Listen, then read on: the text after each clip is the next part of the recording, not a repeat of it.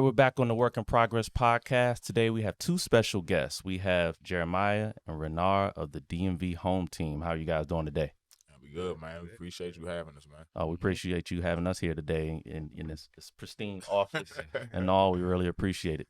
No problem. So first, we kind of want to go into you guys' origin story as far as how you guys first got into real estate, and then kind of go from there to talk about the DMV Home Team as a whole. Yeah. So kind of tell us how you guys got into real estate. Yeah, so I bought my first home about 10, 11 years ago.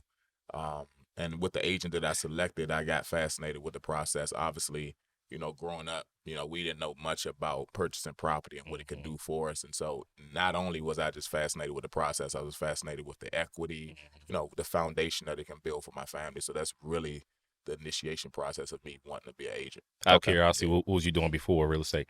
I worked for Metro and I worked for DPW, which is DC government. I was doing those all three really at the same time. So most people call me a Jamaican because obviously I was about that money while grinding, but real estate that was my lane. So, when they say you're trying to figure out what your niche is and what you really love, and that's really what my passion is. Okay. Yeah. How about yourself, Rannard? Actually, homes were something I was always interested in. I mean, it could have been interior design, it could have been the house itself, selling, making money, whatever it was. It was just something I was interested in. But at the time, coming out of high school, going to college, my parents were like, bro, if we contributing to your education, you're not just jumping into no real estate, so you're going to try to take the right path first, which I did. But ultimately, I felt myself back here. I had a great opportunity at one point when in my younger 20s. It was just me and my older two sons, and I was working a 9-to-5 job. I was in a good position where I had flexibility, but I knew that's not where I wanted to be, and I knew I didn't really necessarily want to work for someone else for the rest of my life. So one of the only opportunities that I really had, one of the only options I really had was to follow my dream, and that was real estate. So I stepped out on faith. Started taking the classes at home on my own, did everything on my own at home. I took the state test, passed, and it was How long ago was that? That was about 8 years ago. 8 years ago. Okay. So I actually renewed this year, so 8 years. Speaking on stepping out on faith, how was your experience jumping out from Metro? Because, living in this area, Metro is the stable job around here. Hey, work at Metro for 30 years, get your retirement. So, how was it stepping out there, jumping into a field that you really didn't know much about? Yeah. And jumping out of faith, how was that experience? Yeah, I think for me, I always had an entrepreneur mindset, and I always wanted to, create my own wealth, but I didn't know, obviously I had apprehension behind it because of, as a man, I was married too. So as a man and supporting the family, you really don't know how that's going to turn out. Yeah. So obviously I had some convincing words from my wife and family, like, man, you could make it happen. Especially when, folks see you year in and year out, grind it out no matter what you put your effort into. Right. It was just mental at that point for me. I think the turning point too that was the first time that my daughter had her own room. And so that too pushed me as well to want to, give her more. And part of it, I knew that working at Metro, working at DPW, there was always going to be a cap in income that I could make. Gotcha. So now I had the opportunity to make as much money as I want. Right. So sky's the limit. Yeah, absolutely. Yeah. Gotcha. What about yourself? I mean, at the point where I stepped out, I was married at that point. So you were both married when you stepped out. Yeah, and my wife was kind of like, man, listen, everything's lining up for you to do it. Try it and see what happens. And, you can always rely on what you've learned in the past to kind of go back to that if it doesn't work out. But Right. She was encouraging from the gate. Yeah, and then even my boss. So I worked for a telecommunications company, and it was a nice situation. I was in a good position. I ran the interior of the office, all that stuff. But he was kind of like, man, things starting to slow down, and we could kind of minimize your role, or we could kind of help you out, make sure you stay afloat for the next couple of weeks, and then take it from there. So he's like, man, listen, I give you 6 weeks to figure something out.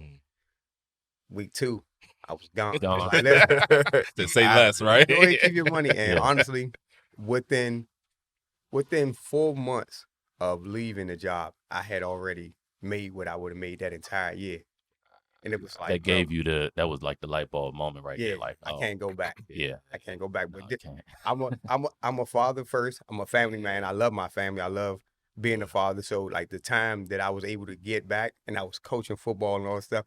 So the time I was able to get back, I realized like time meant more than that little extra money I was getting. So the freedom I got with working for myself, it was like, it's a no-brainer. There's no way you go back. No, it's commendable both of y'all did, especially being parents. Yeah. You know, it's one thing when you're young, you by yourself. It's okay if I take an L by myself, but there's people relying on us. So it's a difference when you got a whole team behind you, depending on you to put food on the table. So it's commendable y'all did that, but it's also good y'all did at a younger age. You know, instead of going down the road, getting 20 years in the metro, then you try to do it, it's gonna be a little rougher. Right. What are some when you guys transitioned out of the 9-to-5 world into real estate, basically full time? What were some of the I would say growing pains that you might have went through? Obviously, you got wins, but when you transition into doing something full time too, you bump your head a couple times. You kind of learn. Experience. Like I always call that first year when you're self employed. I call it the rookie year. You know. So kind of what did you guys go through your rookie year? If you want to be you can be as transparent as you want. Something you don't want to, it's up to you. I think mine was more attested to managing the money. Okay. Because as they say, man, we make drug dealer type of money. I was just about to say that. So when you start making, I mean, you know, obviously my two full-time jobs at the time, they was ranging between $60,000 and $70,000 a year. But I was working Metro.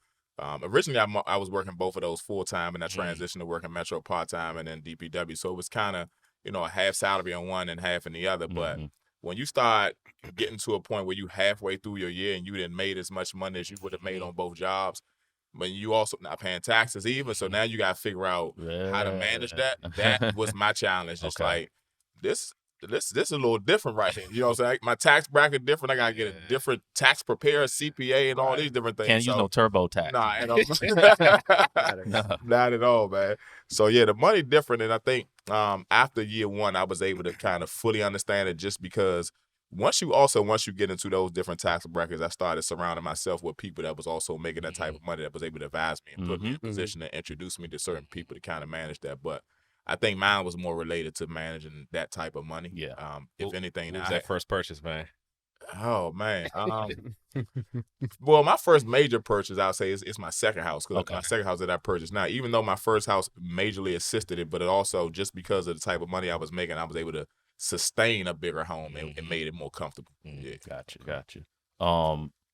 So you got all this, I guess you say wealth now. So you didn't go ball out at first. You're like, let me buy another property. Let me be responsible, you know, let me invest and things like that. My balling out was more about vacation. I mean, I've been the experience. I go everywhere, take my kids, my family everywhere, just treat my wife great. But I think you know, that season gonna come when I turn it all the way up. Okay, it's coming.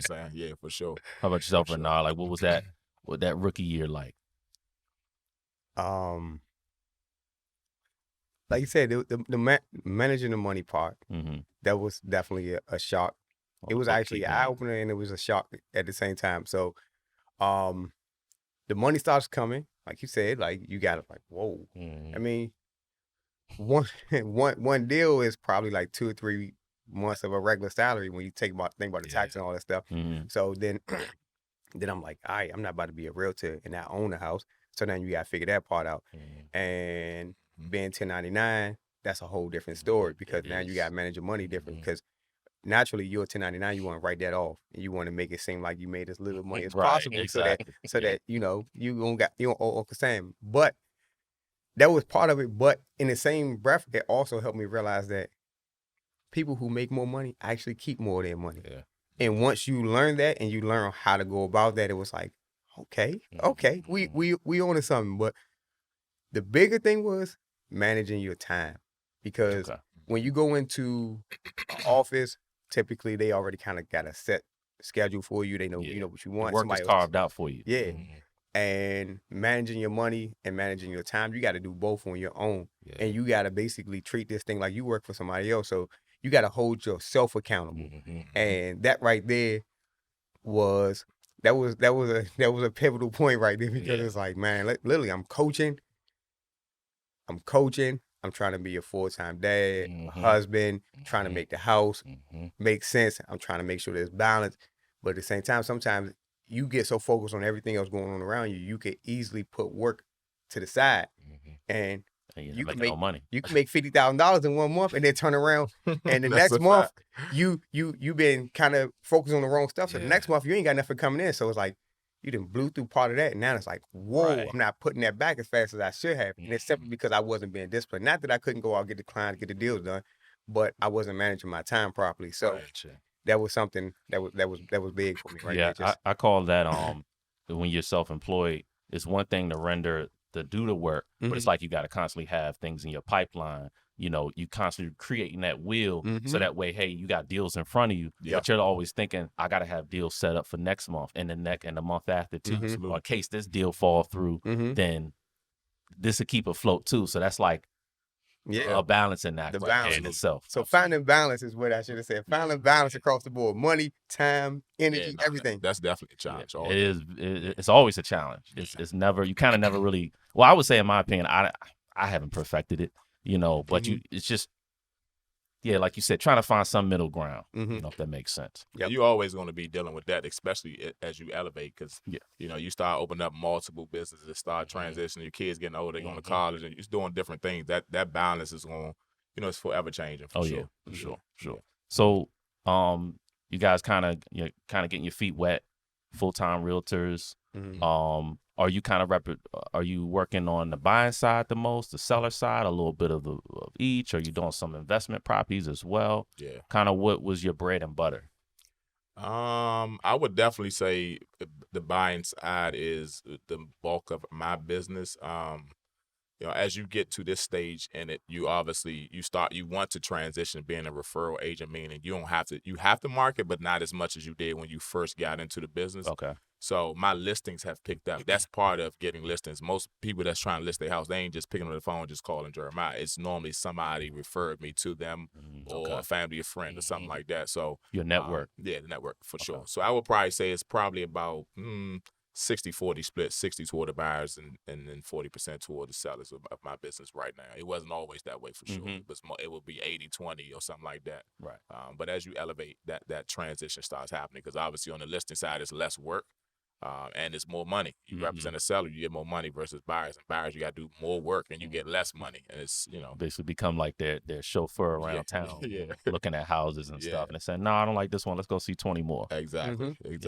So how have y'all been managing? I know y'all there's larger companies out here, right? Y'all kind of a smaller fish in a big pond. So how have y'all been managing with dealing with the bigger companies out here? Yeah. How's that been?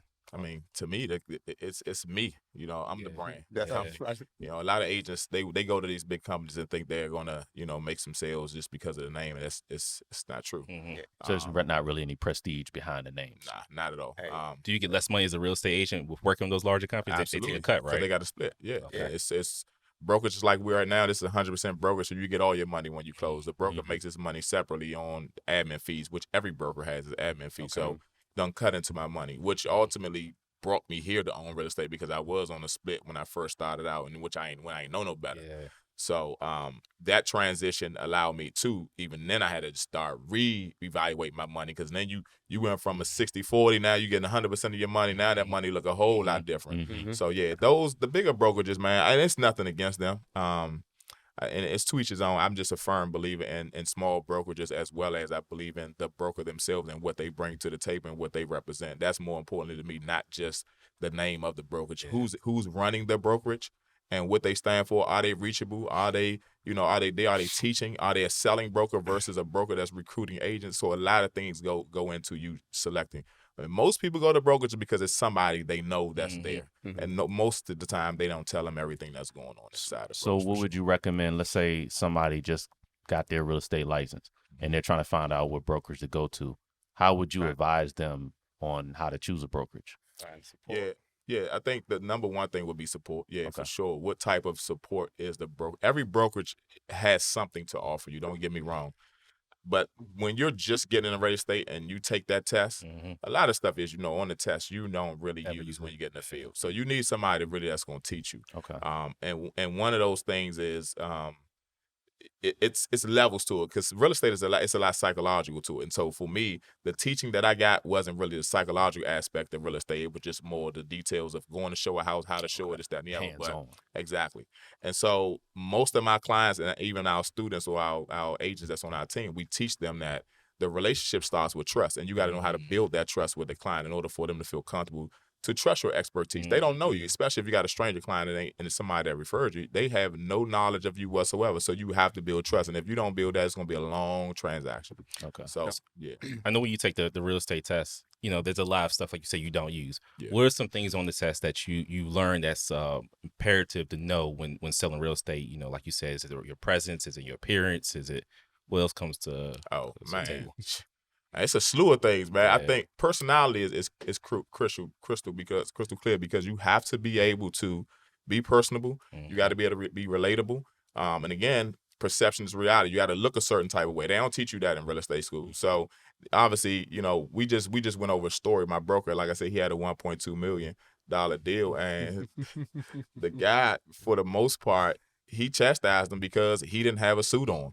And so depending on who you're going to see, which again, you don't know who that is. When you talk to people over the phone, it's a different representation when you get them in your face. And so one thing, you hearing their voice over the phone, Right. you don't know what they look like. But when you walk through the door, sometimes they already have an expectation for you to walk through with a suit and a tie, because that's what the notion is of real estate is. You got to look like this. But he walked in there with a blazer and a collar shirt. And me personally, I just jumped on him because I said, bro, it's a $1.2 million listing. Correct. You need to walk through that. Yeah, door. you gotta up You the know what I'm ante a little saying? bit. Like, come on, bro. Nah, bro, I don't want to hear that. You supposed to walk through 1.2. that joint, right? You 1.2. And he was supposed to go the day before, and the guy gave you another shot the next day. So That's 2 strikes. come on, man. So yeah. So and think about this. What I just stated. I'm able to talk to my broker like that. We hold each other accountable. So it's no hierarchy. Obviously, he has the name. He is the broker. He runs the brokers and responsible for it, but he treats us as equal. So that's very, very important to me. So real quick, then is this also important then with the kind of car that you pull up into some of these deals versus if it's a $200,000 deal and then like I said, 1.2 million. So let's say you don't have the vehicle to match that. Do you just say, hey, I'm gonna go rent a vehicle today? Just Some of them do that. Some do that. Yeah, I would advise it too. You know what I'm saying? Can't come in no bubble. Nah, at all. The only way you're going to get away with that, now this is when you have to go to another extent because people judge you on that. If you walking up to a buyer or walking to a seller and you driving something shabby, you got to prove to them now that you're able to get this deal done because they're like, if you doing deals and you got a little money, you ain't driving that. You know what I'm saying? So yeah, there's got to be something else that stick out about you that was like, okay, I see why. Absolutely. Especially, and then of course, if you knew, you know, you might go in there kind of stuttering or not knowing exactly what to say in the moment. It might take you a while to analyze what's being asked of you. So you definitely gotta, you know, some of that stuff can be overlooked depending on, you know, what you got on, what you drive. And some people care about that. Even when you're on social media, some people just want to do business with me because of how I look and what I drive and what I present on social media. They have no idea of how many deals I've done. Or, you know what I'm saying? The perception is they see the type of vehicle or the home and they assume, oh, he's got a lot of deals. Absolutely. And so I want to go on him. Yeah. You know, versus like say you see somebody in the bucket, they're like, oh, they might have like 2 deals a year. Fact. Yeah. Okay. Yeah. So kind of talk about a little bit about the DMV Home Team a little bit. Like how'd you come up with that brand and kind of tell us how that team was put together, all the inner workings. Yep. So I started DMV Home Team about 2 years ago. It's like right around the pandemic starting. Right before the pandemic started. I really had no vision in starting a team, to be honest with you. My broker even wants me to start a brokerage. I told him no. You know what I'm saying? I think, you know, being a team lead and starting a team is similar to being a broker because you still have some level of responsibility for the agents under you.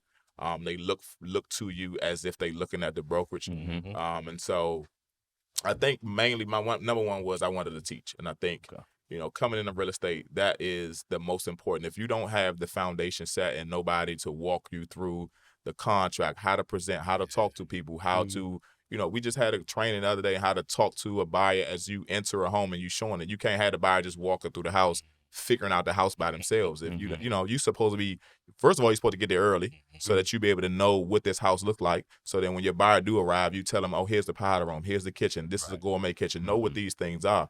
But those are the things that I thrive in and making sure that we teach agents, you know, how to present and how to do things the right way. So you don't build up all these bad habits because I did that. I didn't get the tutelage that I needed. Now I did get some tutelage. I won't take anything away from the brokerage I started from, but to the level that I receive it now is to another level, which expedited my career. And so I think the DMV Home Team we started out with 4 agents, then we kind of decreased down, and now we're up to about 12 agents now. Okay. I think ultimately the teaching aspect of it really hits home for me. One, because once I started getting busy too, and this is where you let your ego go, because I can try to go out here and service 50, 60, 70 deals a year. Mm-hmm. Can I do it? Absolutely. But I got a wife. Mm-hmm. I got 4 kids. I got an elder father that I take care of. And sometimes the sacrifice of the money, you have to sacrifice that really if that's what's most important to you. Yeah. And so my team also helps me in regards to my showing. Sometimes they show up for some of my clients. I trust them to be able to represent just like myself. And so those are the 2 reasons why I started the team. Okay. And 2 years down the line, now me and Rannard connected. I've been on Rannard for probably 10, 12, 15 years. I haven't been since we've been playing football together. And I've really been talking to Rannard for the last couple of years, like, man, come on over. Let's join forces, man, so we can do something special. But what I also know is the perception of a team is typically not the way we do things. The way we do things is totally different. And most people will tell you, most team leads, they start teams because they want some money. They normally get in a portion That's of the these perception agents. right there. Absolutely. Okay. Pyramid style kind of. Yeah, Yeah. absolutely. And so do we get a split? Yes, we do. However, our team clearly sees where their money is going. Yeah. And we're here every week, day in and day out, teaching and making sure we're a phone call away. And we support. We show up for them to the point where if my team, one of my team members have a client that they're servicing, and that client wants to see a home near where I live, I'm going to get up out of my bed and I'm going to go show the house for them if they can't make it. Okay. So to me, most hierarchy, they're not going to, if you're in the hierarchy and you feel like you're the team leader, you ain't doing that. Yeah. You You're know like, what I'm the I'm saying? team leader. I'm not doing that. Before You know we what I'm saying? came in here, we both just finished discussing the contracts. Like one contract that he helped one of our agents write, I helped him write the other one, and they both should be ratifying today. But that was time that we both spent after taking care of our own days, Gotcha. 10, 11 o'clock at night on top of what we've already done. So, Yeah. I mean, again, and we're in a position where we don't have to write a contract. We don't want to, but we'll make sure that yours get what it needs to be. I don't need help doing the contract. Yeah. I got someone that can help me do it. But at the same time, I want you to physically be a part of this process so that you understand what's going on when you get to doing your own thing. So I'm gonna make sure you get it right these first couple of times. So now you don't need me. Gotcha. Yeah. So You there's know what I'm saying? no ego involved. It's like, No. hey, we all a team. Yeah. You know, if I got to do the grunt work for the day, then I'm prepared to do the grunt work because we're all trying to win. Yeah, he's like you said, he started the team. Mm-hmm. I was at a different brokerage, and I was going to do my own thing. I mean, I went through the process, LLC, all that stuff, and it was like I'm sitting on the idea, and I just wasn't happy. I wasn't at home at the brokerage that I was at. I didn't feel the right way, and I actually had to put some of the agents that followed me here on ice for a while, and it was like, what's going on? But I continued to explain, like, man, listen, this is not the right place. And then once I made the move, everybody like, here we go.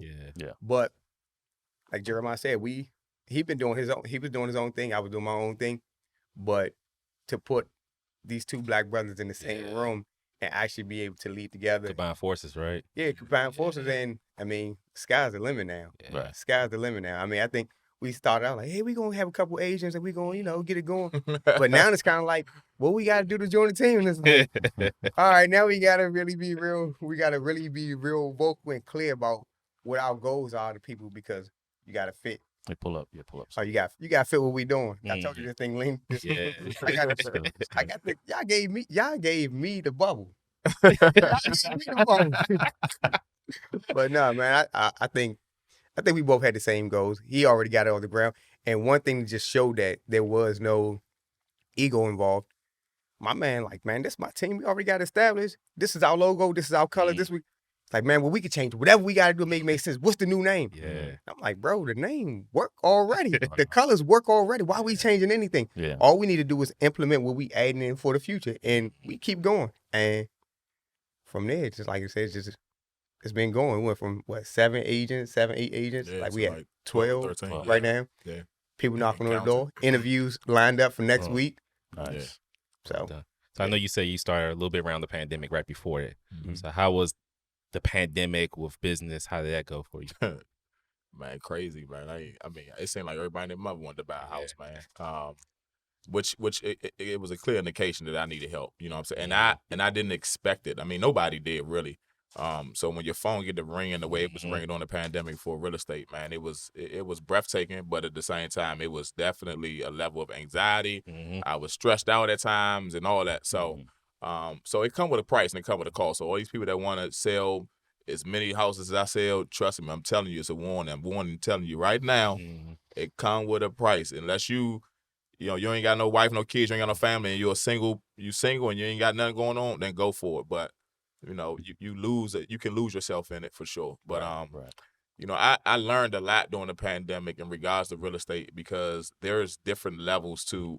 Everybody had to adjust. My contracts look a lot different that I write now than I did before the pandemic. The pandemic showed me another level of things to do to be able to be creative as well as competitive for my clients. And so that, you can't do the amount of deals that we do without having, a niche. You can't, some little tricks of the trade. And so everybody made some money during the pandemic. But the question is, are you still making it? And that's how many contracts were you doing? Like, say on a week, what was the max that you hit? So 2020, pandemic was 2021, 2020. Started March 20 of 2020. Yeah. So the end of 2020. Come up to the mic. Oh, my bad. So the end of 2020, I saw my business started to gradually, increase that last quarter of 2020. I would say in 2021, I did total of 20 million that year of sales, which is equivalent to about 50 deals. And then last year I did like close to 16 and some change, which is another 40 something deals. So that's a lot. I mean, you talking about some months I was closing 2 deals, and the next month it'll be 10 in 1 month, and it'll be 15 another month. It could be 5 in 1 month. But so it was rapid. You know what I'm saying? It was crazy. I can only imagine the checks coming from Uncle Sam, like when he won his money, like jeez. But that was part of the learning curve. So That's a big learning curve. But if you learned it early enough, it's not as bad as it is. As long as you doing what you're supposed to do. They are, like, just like you said with the contracts, it's tricks to help this thing flow like it should. And if you know what you know, then you good. If you don't, then you won't. And that's another part of like the mentorship, because our agents are strongly advised to have businesses and run their businesses and their paychecks through their business, not through their name, because attaching that money to yourself and attaching it to your business is two different things. So nah, for sure. I mean, well, as far as the tax implications, when I started seeing the business elevate, what I did was I went and met. Well, one, I had a counselor. I had to get me a therapist, man. I'm trying to tell you, I had a therapist. I was in therapy every week. And then when I started talking to my therapist about the level of increase in my money, he was like, I got somebody for you. And it was a CPA. And he said, you're going to change your life. And it was a guy, he out Bethesda, got his business inside of a house. So I go out there and meet with the guy. And at this time, my broker, this is what he taught me. He said, 1/3 of your money, go ahead and put it into an account. So he told me, as soon as you open up your LLC, you should be opening up 3 accounts: your operating accounts, expense, and your tax account. So that tax account already had 1/3 of my money in it. But when I went to the CPA, it was a different, and this is how I know culturally we are misinformed a lot of times when it comes to taxes. And I can't quote everything he told me, but I can tell you, I didn't know you can claim your children on the taxes wherever they working out at the time. He was able to write off so much that, and I wasn't about to buy a house, so I didn't need to show too much income anyway. So I knew better. If I was about to prepare to do something different, then I probably wouldn't have wrote off as much. But the money that I had saved, I didn't have to spend none of it. Wow. I didn't have to spend. I didn't have to pay no taxes. So you can have that as a surplus if you want to, for future taxes, or you can say, hey, I can put this back into the business or something like that. Absolutely. Instead of having 4 kids. Yeah, that's a fact. Because he ended up amending a lot of the taxes the previous years for me to be able to. He filed my kids' taxes for 2 years ago and the year before that, so I was able to benefit. In a great. You got a great start basically from the get go. Absolutely. Wow, nice. And then let's talk a little bit about going back to the DMV Home Team again as well. What are some of the things you talked about when you bring other realtors on? The unique ways that you kind of guide them. But what are some of the ways that you guys are unique as far as representing the sellers and the buyers? What makes you guys stand out amongst other local teams? So that means we gotta tell y'all some of our tricks there. Right? You don't gotta share all that, All right, so I give you one example of what I do. So when you go on a multi-listing service, which is where it's called MLS, which you probably know of, where we list our listings at, right? what I've noticed from my buyers, when I send them a listing, those listings that has a lot of information in it versus being very vague. Okay. The ones that have a lot of information in it, it catches more of the buyer's attention. So we teach our agents to, one, when you get into a home and you reach out to a seller and you get into their home, the first thing you should be doing is walk through the house and you want to measure every room, right? Okay. So that gives another buyer an understanding that if the primary bedroom is a 14 by 16 or 17, that's a nice size space that I can get a king size bed in. Okay. And then you also can go as far as what type of flooring is in that room. Is it carpet? Is it hardwood flooring? What is in that room? And you can do that for every room in the home. But then you have the opportunity to write your description out. So I also teach that when your description should be in a sequence. So when you walk through the door, what do you see? So as you walk through this home, the flow of the house. Correct. So when at the end of the day, every listing that I have, it's going to be extremely full. You need to know what type of HVAC system in it. Is it and water heater? Is it electric? Is it gas? You want to know the components of the house as well, because you can list all of those things out. Is it natural gas in this home?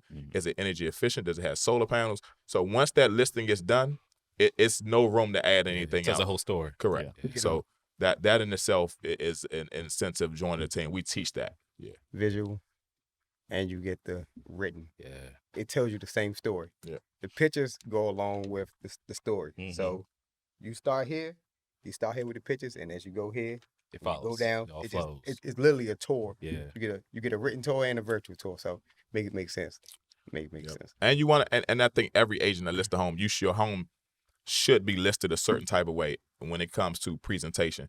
I'm not putting a house on the market that look like trash even. So this is either I'm not going to represent you, or you got to listen to my details. And so when I walk into a house, if it's cluttered, before we put this on the market, you need to clean all this stuff out. You know what I'm saying?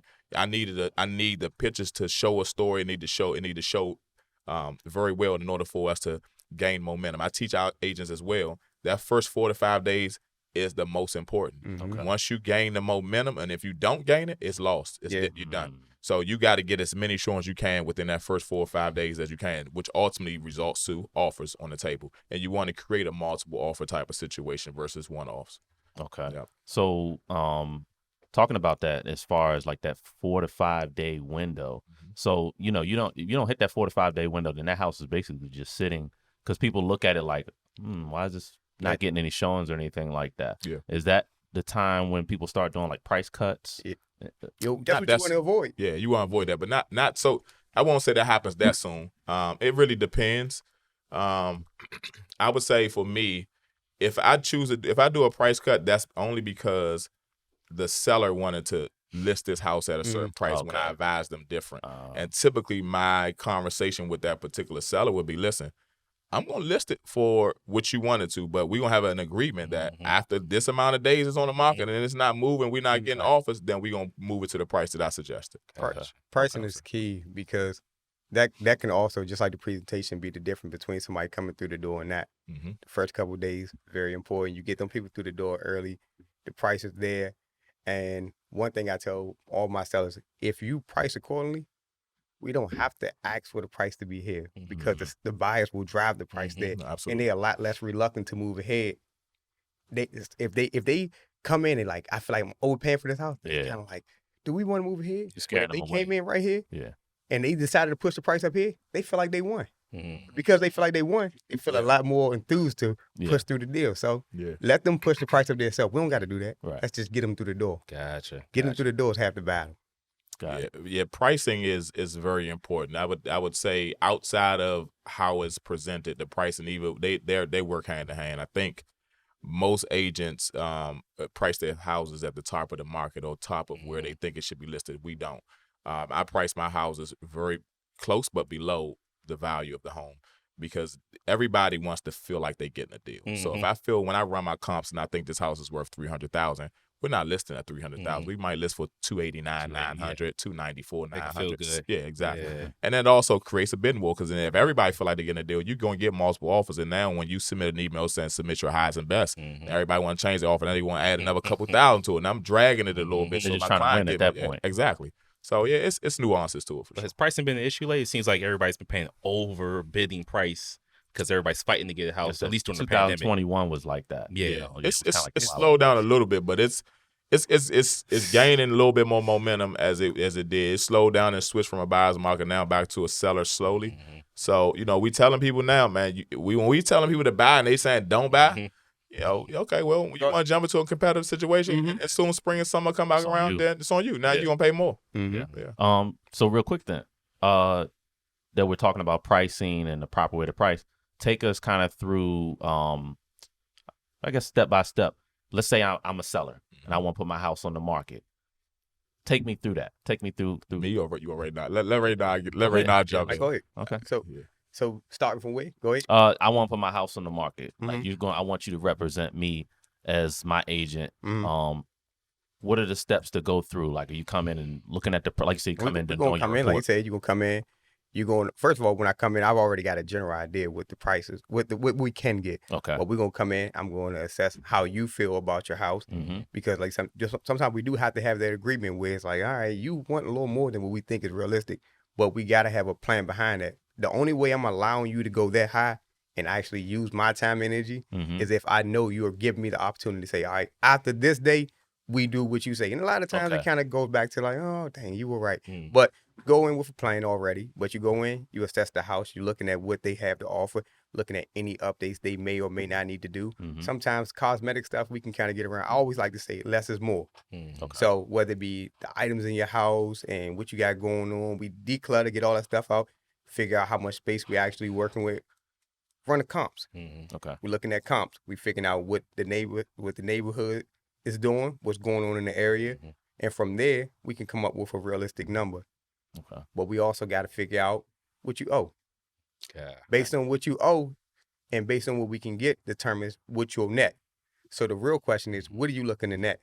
Okay. Once we can determine that, that really sets the price for us. Gotcha. That's how we set the price.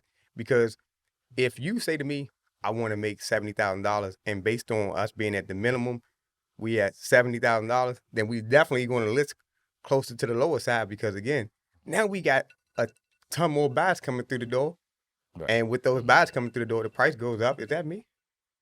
The price goes through the door. The price goes through the roof. And now you've got what you want plus some. So, right. I mean, honestly, less is more. Let the market work for itself. Don't try to be a super guru. You don't watch too much HGTV. and sometimes it comes down to having realistic conversation with people. Be approachable. Be able to have a conversation. I understand what you may want, but this is the realistic situation right here. This is the reality of the situation. This is what we can and can't do. And if you're willing to be open to hear me out, great. If not, then I'll let you kind of do your thing. I'm not going to say it's going to fail, but I already have my contingency in the background, knowing that as soon as it doesn't go your way, let's do it my way. And then it's like, oh, okay. So see, by the time they did that, they've also, there's time that they burnt as well, trying to not So- listening to, your professional expertise. there you go. So if you want to be a realtor, then do your thing. I'll get out of your way. I mean, all money ain't good money, and I'm not going to stress myself knowing that you're not going to listen to me. But if you're willing to allow me to lead, then I'll give you my suggestions. We got a checklist of this, and this. This is what needs to be in place. And if you're okay with that, great. If you're not, then gotta respectfully decline to work with you. Sometimes, I mean, I don't want to say it like that, but sometimes we got to let go of buyers and sellers too, because they're not realistic, and our time and our money, the energy that comes with it, it's a lot. So we can't waste resources. We can't waste energy. We can't waste time, because you don't get that back. Exactly. Spend time with your family. I think some people, when you own your own house, you've been there for a long time. There's sentimental value attached to it. So in their heart, they feel like it should be priced at 500, and then you're like, no, ma'am, it's. But you see that with everything. All right, so I got a client, I got a family right now, and husband and wife have perfect credit. Perfect. When I say like you can't get no higher, and right now they're a little frustrated because they're in the process of buying, but rates aren't what they wanted to be, and they feel like they're entitled to a better rate because of their credit score. And I'm just What's the rate nowadays? Was it around 5, 6? It's high fives without buying down right now. Wow. But I mean, again, historically speaking, that's really not high because you go back to the 2008, 2009, you might have been Yeah, they used to the 10. pandemic rates. They they think that's the normal. Exactly. Where we Yeah. around 2%, They got 2.5%. spoiled. Yeah, they got spoiled. Yeah, my parents was like, yeah, I was like 9% back in the day. I was like, 9%. Like, Yeah. But I've seen some craziness too because I've had to buy clothes at like 1.89 back in the pandemic. Now again, this was with perfect credit, Wow. Okay. money out of pocket, none, no help from nobody else, Wow. and that's something that we don't consider as often. Like people think that like, you can get a gift from someone, you can get down payment assistance, you can get seller credit, but bringing your own money and having your credit together makes a world of a difference because I mean, they might tell you, hey, we're giving you X, Y, and Z, but that money's not free. I mean, you can believe what you want, but believe me, they getting there one way or the other. So just being established, being in a good position, it makes a big difference. But so talk about on the buyer side then, preparing somebody first time home buyer. They say, hey, I want to purchase a house. Mhm. What do they need to do to prepare on their end to be in the best position? Whether it's buying power, getting the best rate. What homework do they need? Obviously, we know credit is one. We know they need to have the income. Are there any other things that they need to make sure that they're prepared for? Maybe have extra money saved up. So, with my buyers, I mean, every buyer is a case by case situation. Right. But the more money you have, the better off you are. Okay. Can you do it with little money out of pocket? 100%. I've had buyers close and pretty much get their earnest money deposit back. Your earnest money deposit is your good faith deposit. Typically 1% of what the purchase price is. But I've had buyers pretty much get that back at the table. And not every situation goes like that. But can we make it work like that? Yes. But I would honestly tell people you're a lot better off having your own money. Okay. Because when you do, you have a lot more flexibility. It's just like, your mom or your dad, when you pass your adolescent years, it's kind of like, all right, well, you can do what you want, but you can only do what you want if you have your own money. If you can go pay for it yourself, go ahead, go with your friends if you got your own money. Right. But if you don't, then I'm going to put the time constraints, I'm going to tell you how to move. Yep. And it's kind of the same thing when you're buying a house. If you have your own money, you typically have a better interest rate. You don't have to do down payment assistance. Not having down payment assistance might seem crazy if you're a first-time home buyer, but in reality, it actually allows you to compete a little better because as a seller, I'm looking at your offer and I say, oh, no down payment assistance. That's almost guaranteeing a quicker close. Okay. No, I don't care how quick you can close, but the moment you attach down payment assistance to it, it potentially extends the time frame it takes to actually get this deal done, whether it be 1 week or 2 weeks.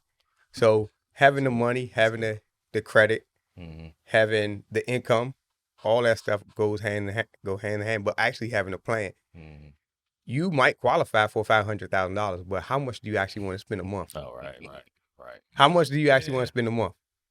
So that right there, having a plan for yourself means more than most people think because again, the lender gonna pre-approve you based on what your paper says. Right. But you know what you can financially handle. You know what your family got going on. You know what you need to do and not need to do. So just having those basic things and having a plan, I think that's the main starting place. Speaking a little bit about credit, what's the recommended credit score you should be coming with? I mean, it depends. Obviously, like you said, it's case by case basis. If you need down payment assistance, they would like to see a 640. Okay. We got a lender that can close you at 500. What? Yeah, but you gotta have some money though. So Yeah. come with a cost. Yeah. You know what I'm saying? That's So we 10%. got Balancing act to it, huh? So you need 10%. Yeah, you need 10%. You need 10%. Yeah. So you know even at 500, there's milestones in. So you got a 500 up to 580. There's a different interest rate there. Then you got your 620. Then you got your 640. And people really don't. Be honest with you, between 640 and 700, the rate doesn't change really much. So people think, oh, my score is 700, I'm 710, and then somebody got a 680 or 670. They getting the same rate. You know, so. I mean, ultimately, yeah, it's case by case, depending on your scenario and your profile. That's going to determine, how much money out of pocket and what the need is. So, yeah. So talk about a little bit about the different programs that are out there. I know, of course, you got the FHA, VA loan, and I didn't even know about this program until I was purchasing a house. The USDA That's my loan. favorite. Yeah, and I thought it was too good to be 100% true. yeah. Why is that your favorite? It's 100% finance. Yeah. You got down payment. And they have a annual, what is like a rural guarantee fee, which is minimal compared to the MI you would pay. So there's also no MI on that loan. So no mortgage insurance on that loan. Yeah. So, I mean, I think of one neighborhood in particular, which is Marston. Marlton and Upper Marlboro, I have at least 35 homeowners in that neighborhood. At least. Simply because of the benefits. A lot of people aren't aware of it, and they think they're that not. it's a attachment or it's a loan, a grant program, something like that. And it's not. And the beauty of it is, if you use a regular down payment assistance program, you can't attach that to anything else. You got to use that one program. Yeah, you But can use because it's USDA. USDA, if you're looking at buying a home, let's just say a FHA loan, right? You got a 3.5% down payment and about 4.5% on your closing costs. Put those together, you're looking at about 7.5 to 8%, right? You go USDA, you take away a down payment off the break. Get rid of that down payment. So now you're looking at the max of 4.5%. Now, because that's actually a loan, you can still attach a down payment assistance program to it. So now you can get another 3% from the grant I program. did not know that. Yeah. Or I advise my buyers, let's skip that. Let's get that 3% from the seller. Okay. And now you can, they have the Maryland Mortgage Program, which a lot of people don't know this either, but instead of taking a down payment assistance program, they have a preferred rate program too. So now we get the 3% from the seller. Yeah. They come into the out of pocket with 1.5% maximum. And now we got an even better rate because instead of taking the money from the down payment assistance, system. Yeah. we took the preferred rate. So now you brought your payment down. So you got everything all rolled in one. So it's like, why would I send you anywhere else? And on top of that, you could do that program, and they got it in Upper Marlboro. This is just PG areas that we can talk about. Upper Marlboro, you got Akakeet, you got Indian Head, Parts of Brandywine too. parts of Brandywine. Yeah. You can go to White Plains, Bryan's Road. Yeah. Bryan's Road. Yeah. It's a lot of different places you can use this at. So it's I like didn't even know in Marlton that you could use it That's because what I was gonna say. that Yeah. whole Also, side of whole side of 301. Yeah. yep, that 20772. that falls under USD because I know you go on the website and you put the address in. It 100% tells you that is It'll tell you. approved or not, right. Yeah. And most of the time I was finding They'll say that green pop up. yeah, I did not know that Upper Marlboro had any. You know, Yeah. Bro, I thought it was rural, like super rural areas. yeah. Nah, it's really not. Even if it's really areas at this point, it's mostly areas that used to be that way. Like La Plata. Okay. La Plata also falls on, but now they building La Plata up. They building White Plains up. Yeah. Man, you can. Yeah. So was that program created to incentivize people to maybe originally go to some of those rural Yeah, areas? yeah. Where okay, Absolutely. But Mhm. now, I mean, they building it up themselves at this point now, so it's not necessarily rural, but Right. we take it. Yeah, yeah. Like If I play the rural, boundaries have shrunk a little bit, but for the most part, it's still the same. So Yeah. even if I have a listing over there, like I'll put that in there, and people are like, "What is that?" Or I'll write a contract sometime, and it's crazy because it's crazy to see how many agents don't know, and they like, don't. "Are you sure?" And I'm like, They don't know.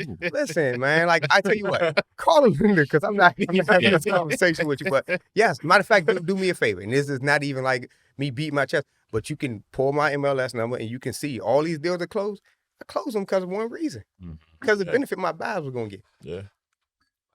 So Yeah. I thought it was a catch when I was No. like told that.